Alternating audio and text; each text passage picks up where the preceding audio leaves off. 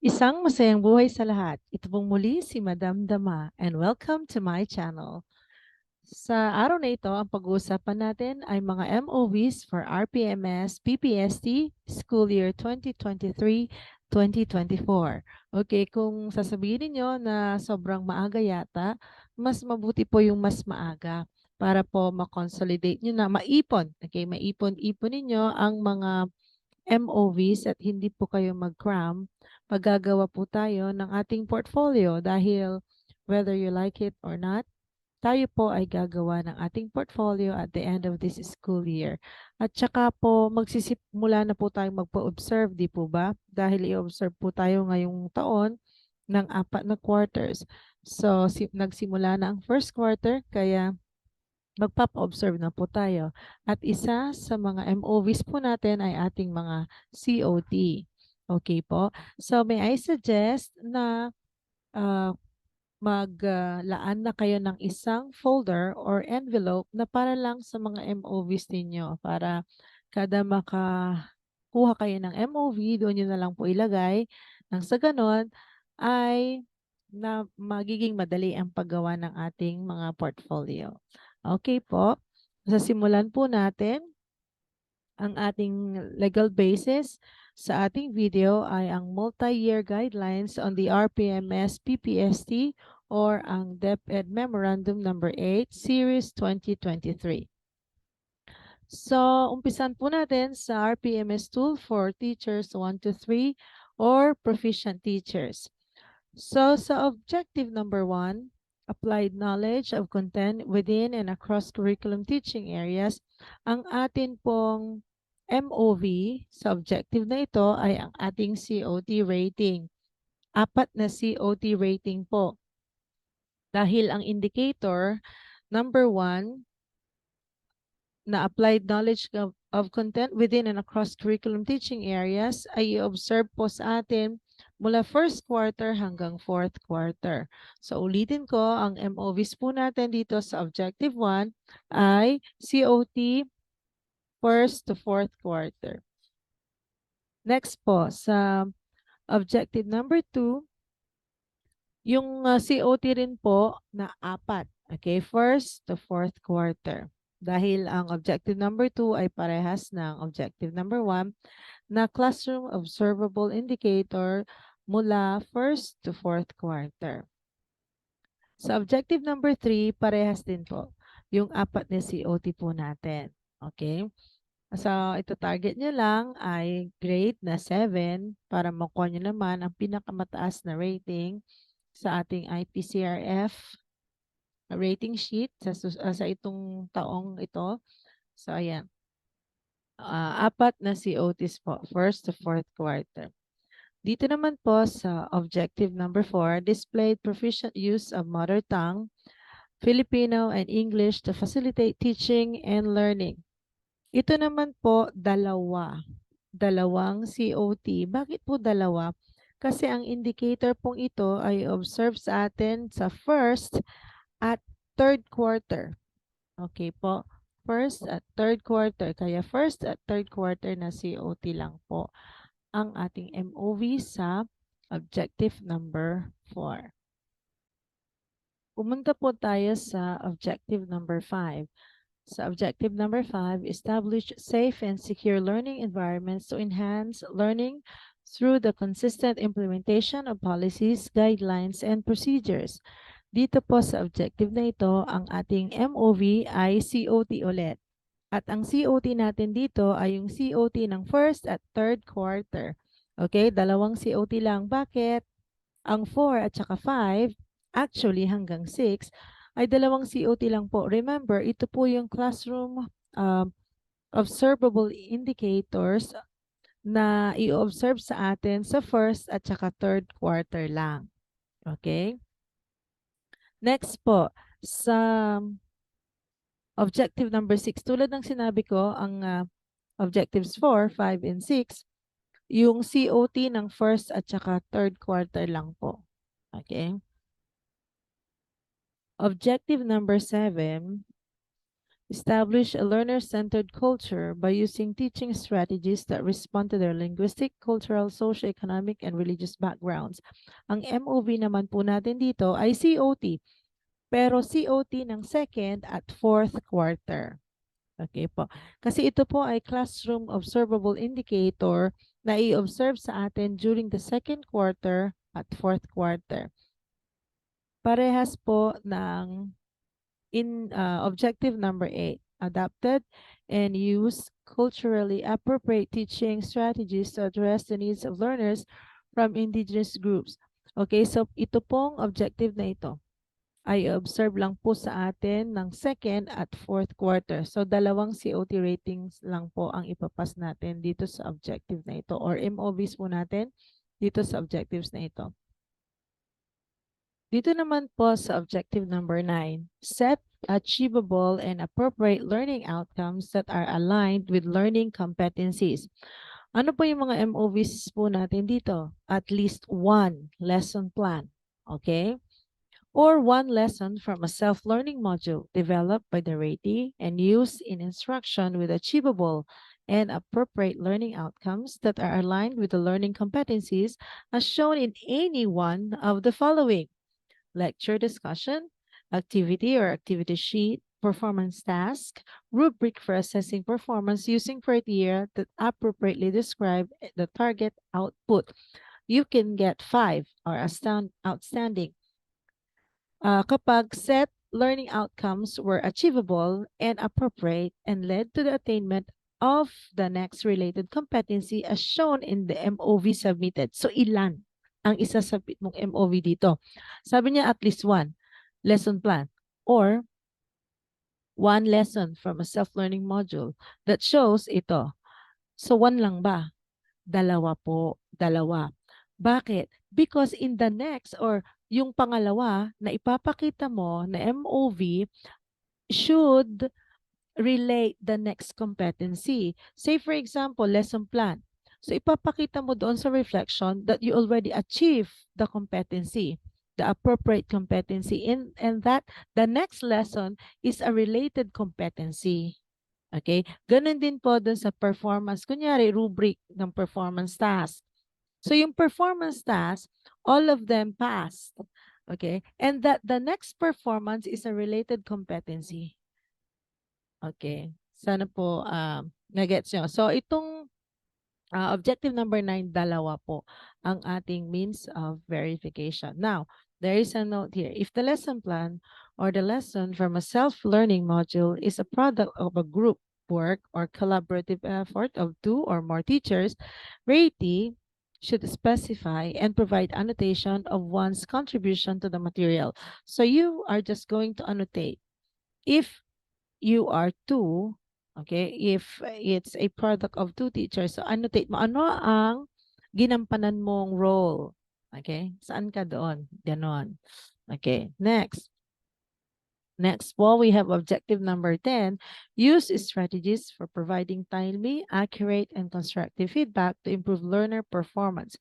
So, dito po, ang ating MOV ay COT.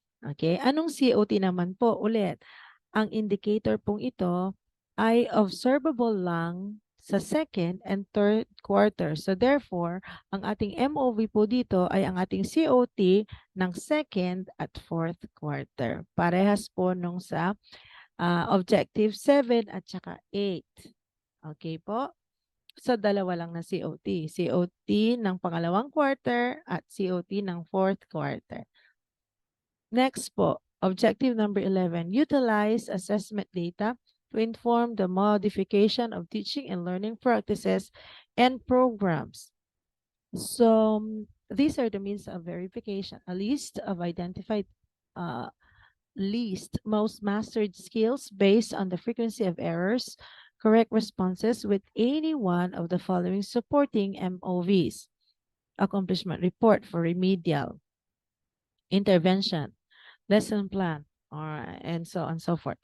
So you will achieve 5 if you have implemented a teaching and learning strategy program using materials based on learners' assessment data as evidenced by a list of identified most mastered skills with supporting MOV number 1. Ito.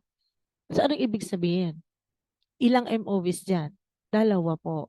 Yung isa, list of identified least or most mastered skills. Now, if you have identified least mastered, anong supporting document mo? Accomplishment report for remedial or enhancement, okay, activity that you have done. So, you will get 5. The same, ito rin, 4, kung dalawa ring MOVs, no? List of identified least or most mastered skills with intervention naman. Pero kapag, okay, ang MOV mo ay ito at ito, 5 ang grade mo. But definitely, you will have or you will submit 2 MOVs here. Yung listahan and then yung accomplishment report. Anong ginawa mo? Okay po? So that's objective 11. Now we go to objective 12. Build relationships with parents, guardians, and wider school community to facilitate involvement in the educative process. So these are the list of MOBs, but you are going to get 5 if you sustain engagement through regular communication of learners' needs, progress, and achievement to key stakeholders, including parents, guardians, as shown in the MOV submitted. So ano kaya ang MOVs na i-submit mo, meetings, ganyan, ano? But ilan? 4 because across 4 quarters. Say for example, so card day, okay? Proof of stakeholders meeting, nandiyan ang attendance, nandiyan yung picture, i-annotate mo na lang, screenshots ng chat, and so on. So, pero dapat 4, okay? First quarter to fourth quarter. Yan. So, yan po ang mga MOVs natin sa Objective 12. 4. 4 na patunay that you have engaged or communicated the progress of the learners with the key stakeholders. Okay po. Next, we go to Objective 13. Participated in professional networks to share knowledge and to enhance practice. Ayan. So certificate of completion in a course rather or training, certificate of participation, and so on. So ayan, basahin niyo na po. So you can get 5 if you participated in any professional network or activity that requires output and proof of implementation within the school to share knowledge and to enhance practice as evidenced by the submitted MOV. Okay.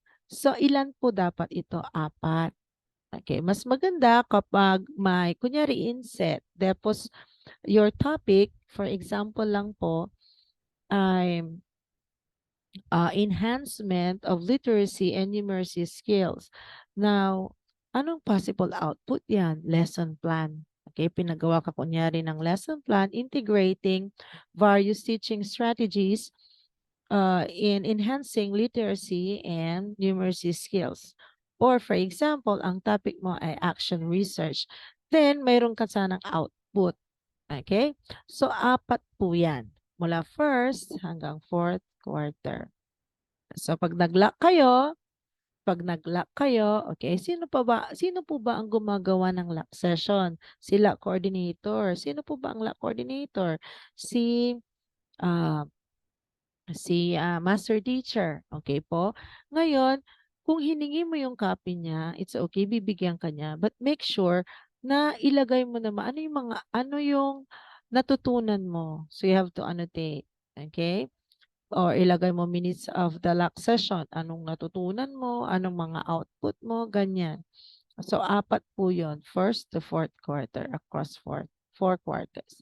Next, we have objective 14, develop a personal improvement plan based on reflection of one's practice and ongoing professional learning. So itong 4. Okay? Submitted 4. Anong 4? Ito, alam na natin to, nung last school year, ganito na po yung ginawa natin. So madali lang. Okay po? Next, sa 15, perform various related works or activities that contribute to teaching learning process. So means sa verification po natin, anyone, proof of. Okay, ayan. Nandyan po. With annotation on how it contributed to the teaching learning process. Ilan? 4. Okay, 4 din po across 4 quarters. Okay? So, kunyari, may committee involvement ka, dapat mula first hanggang fourth quarter, and you have to annotate on how it contributed to the teaching and learning process. Okay po, so ito po yung summary, ayan, ng ating mga isa-submit na MOVs. So, objective under CRA 1, objectives 1, 2, 3, 4, yan po ay COT na dito hanggang sa objectives 1, 2, and 3, ayan, 4 na COT. Sa objective number 4, ito po, 2. Ito po yung COT natin ng first and third. Okay? Objective 5, COT din po yan. Parehas po ng objective number 4 na COT first and third. Okay? And objective number 6, parehas po, COT ng first and third. Number 7 naman, 2, COT po yan ng second and fourth. 8, 2, COT po yan ng second and fourth. Okay? Ito po yung 9. Ito po yung lesson plan or DLL po natin. Excuse me po. So, tulad ng sinabi ko, 2. Okay? Because you have to show that you have achieved the competency, and the next one is the second one is showing relationship yung sa next na competency po. Ayun. Next we have objective 10. Ayan po, 2. Okay, COT po yan. COT ng second and fourth quarter. Ito pong objective 11, 2 rin. Oh, ito na yung sinasabi ko sa inyong listahan. And then, yung supporting document mo, ito, or ito, or ito. But kung ito ang pinas mo, 5 ang grade mo. Okay po? Sa objective 12, anyone, ayan, kahit alin dyan, basta 4. Ibig sabihin, across 4 quarters. Okay? Sa 13, certificate of completion, ayan, anyone, pero 4 din because it's across 4 quarters. Okay po? Sa objective 14, tig-isa po yan to make it 4. Sa objective 15, anyone, pero 4 because it's across 4 quarters. So, minimum of 48 MOVs para sa mga teachers 1 to 3. Okay, balik po tayo sa lock sessions. Ano ba yung mga lock topics natin? Okay, pag napunta na po tayo sa mga MOVs ng mga master teachers, nandun po yung mga topics about lock sessions. Okay, sino po ba ang magde-decide? Well, it depends upon the needs, but there are suggested topics for lock sessions. Okay po? Okay, so we now proceed with the RPMS tool for master teachers 1 to 4 or the highly proficient teachers.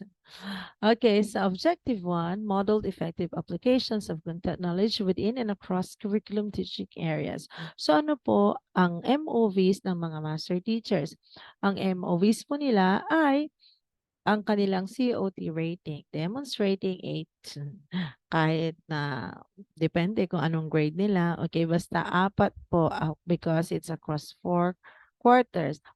Ang objective 1 po ito ay classroom observable indicator 1 na i-observe din po mula first hanggang fourth quarter. So, 4 na COT po.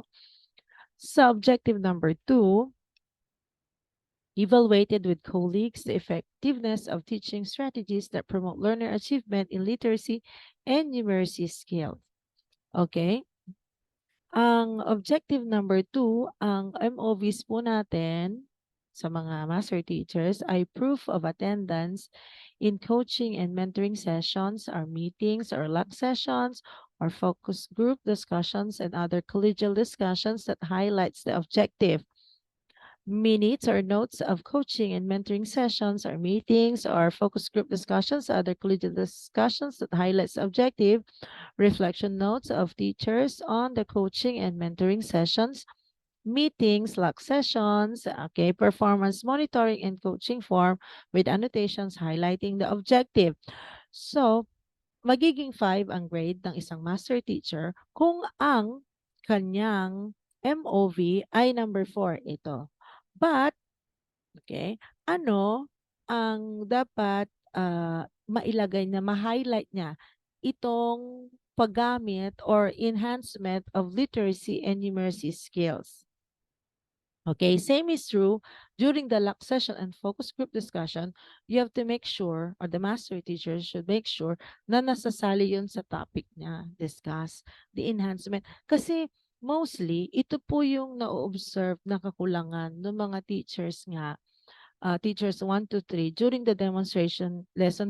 Dito sila nagkukulang. Bakit po? Yun nga sinabi ko dun sa nakaraang video ko, that teachers love, or some teachers, sorry to say that, some teachers love to read, love to answer their own question na hindi pwede. So we have to develop or enhance teaching strategies, okay, na para sa bata lang ang ma-enhance ang literacy sana niya at numeracy skills. So what are these?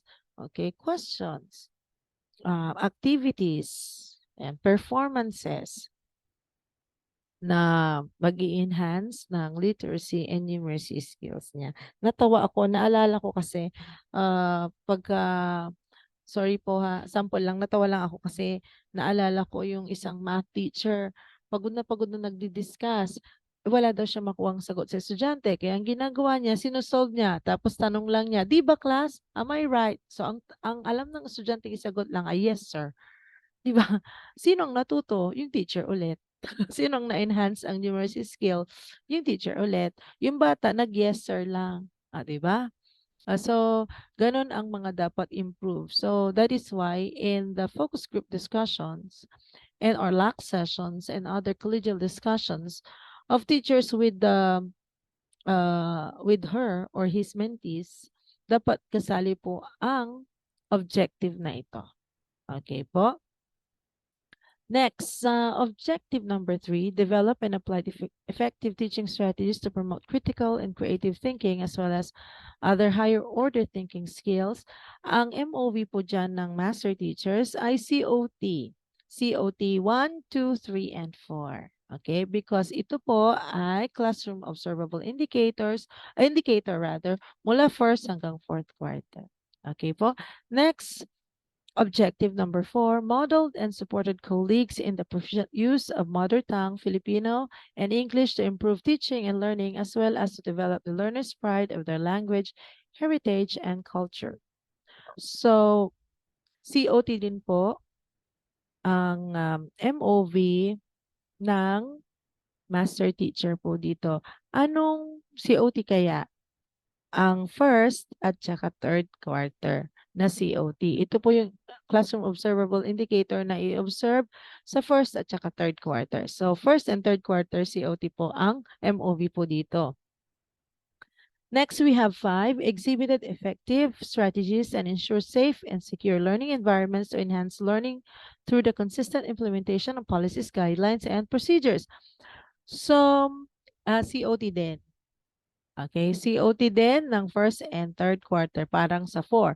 But make sure that you have proof of attendance of colleagues. Okay, so mag-i-invite po ang mga master teachers ng mga colleagues to observe. Okay, bakit? Kasi nga, isa sa mga aim nila when they demonstrate is to model. Okay, so para makita yung strategies ng mga mentees nila o mga kasama nila, mga colleagues, ganyan. So they have to invite. Okay? Next, we have, ito na ba? Number 7. Exhibited a learner-centered culture that promotes success by using effective teaching strategies that respond to their linguistic, cultural, socio-economic, and religious backgrounds. Okay? So COT din po yan. Anong COT yan? COT po ng second and fourth quarter. Ito po yung classroom observable indicator po natin ng second and fourth quarter lang. So, dalawang COT rating sheet. Okay, next. Develop and apply teaching strategies to address effectively the needs of learners from indigenous group. Okay, COT din po yan. COT ng second and fourth quarter, and of course, with proof of attendance of colleagues. So lahat po ng COT na isasabit natin, may proof of attendance of colleagues. Okay.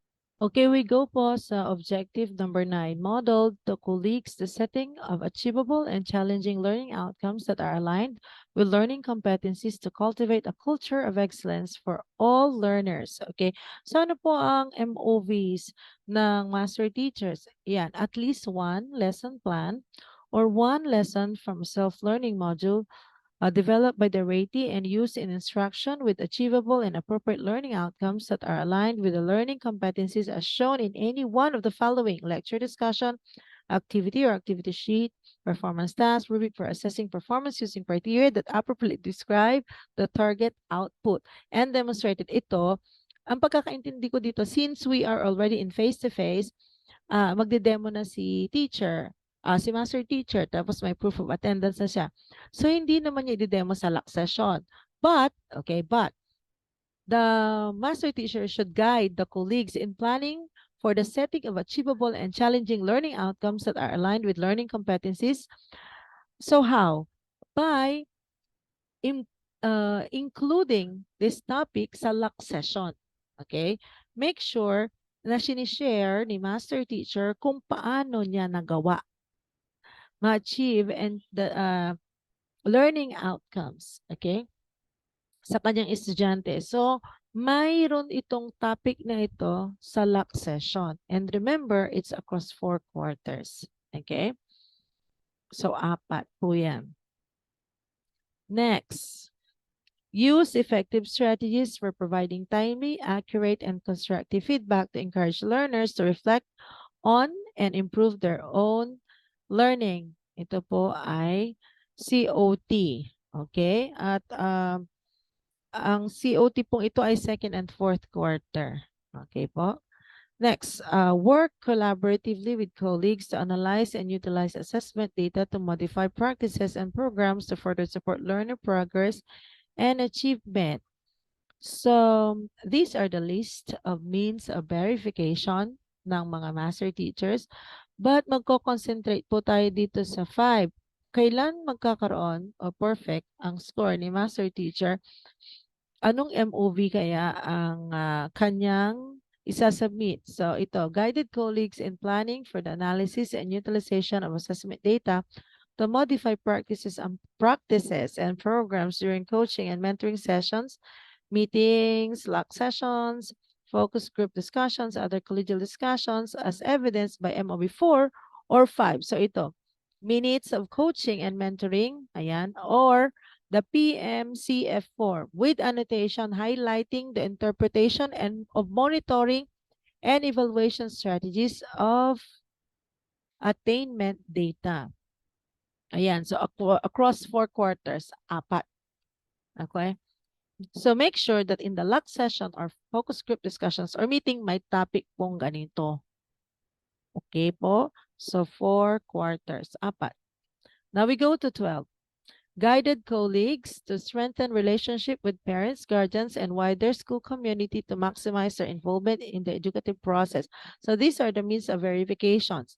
So, magiging 5 ang grade niya kapag ang binigay ulit niya ay ito. But itong objective 12 dapat ang naka-highlight dito sa PMCF niya. Okay? Ito. At 4 quarters yan. Across 4 quarters. Okay po. Next, contributed actively to professional networks within and between schools to improve knowledge and to enhance practice. Okay, so anong mga means of verifications? These are the means of verifications. Okay. So any naman dito, but 4 because it's across 4 quarters. Okay, ayan. Objective 14, initiated professional reflections and promote learning opportunities with colleagues to improve practice. Ayan. Magiging 5 ang grade ni master teacher kapag ang sinubmit niya ay MOB 4, 5, or 6. 4, 5, 6. Okay? Minutes, ayan. Performance, ito. 4 acceptable MOVs.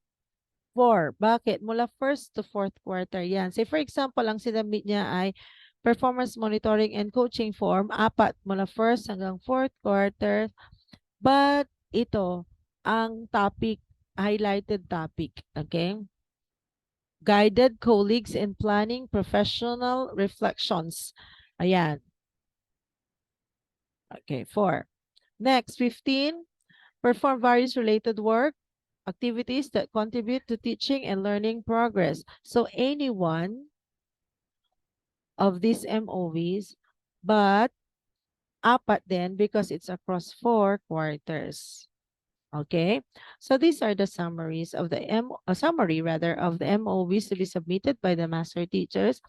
So under objective 1, 4 na COT, it's across 4 quarters. Objective number 2, 4.